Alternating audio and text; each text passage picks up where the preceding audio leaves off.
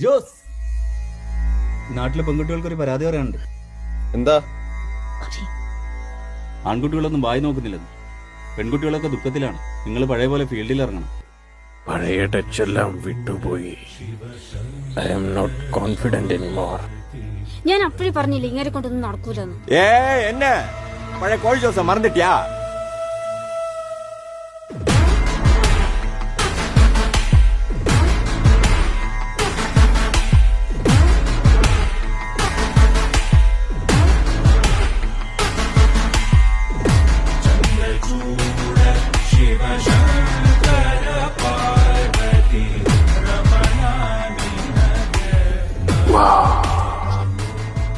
തെച്ചു വിട്ടിട്ടില്ല.